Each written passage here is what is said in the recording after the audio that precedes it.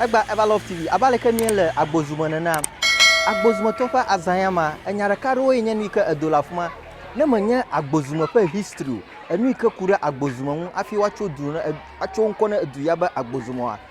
Nofia na yina ba ko video ya na ko leka tututu. Togbi aloma golo dumaga edenuma kude aleke Agbozume ekojoy. Ni yina na ko video ya na sell history ya aleka fiko chogu afibado Agbozume na sell history ya na agbo atugo na video gbaregbe. Yina ba ko video ya na trobo Agbozume ale wo afi evajo. Mi akpo video ya mi aba. But no be Agbozume de egomode Agbozume pie konya be mi atogbi over for yin gba fia wo du ibo yiwa lidua ele blama ko numo wona ma wa lidua alebe wo ji hunu agando cho dahume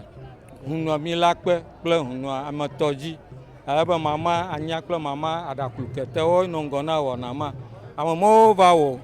konuado wo cho agboma toji yo wo wiya wo setalenu etama wo di de toma echo soku fiado do de tepa abejeshi dene ke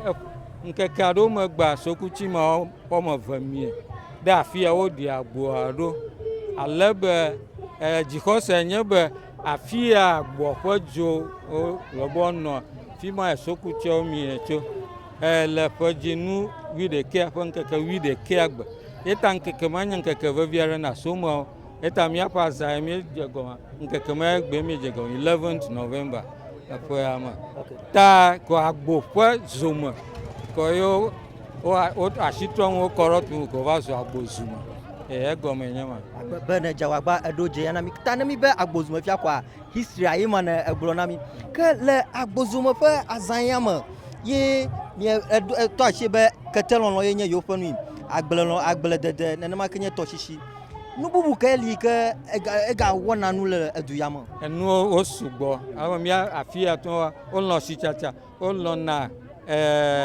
apono ikemi na be biscuit ania onto den ko ba Agbozume biscuit o woni la fia nto na ide keke ge kumasi pleto ha mi apa biscuit acho na fia majima gbobe nchomo po documentary concerning this very biscuit le Ghana kata fia o je gomocho afi waka leke mi wombe azanya na a link to that festival enuma because fia ye nwuma hacho ni cho ni gbema yaudagba mi o de fia exhibition over there anu yo kata wo na le Agbozume mi atogbi opo ndudu biscuit ma glomela jumadi akla kakla ploto ayibli ajibli ploto mo odo fia eve vieto nye kete lonlo yewe ode mafia eta agba ha mi na tefe de ka kete lonlo alebo o display ma go for father o go fia kude kete lonlo nchi epe nu vanyenye nchi akpe bene jagba do jina mi le egba pen kan Ever Love TV egba mi eva dore Agbozume nene ma kenye soma ope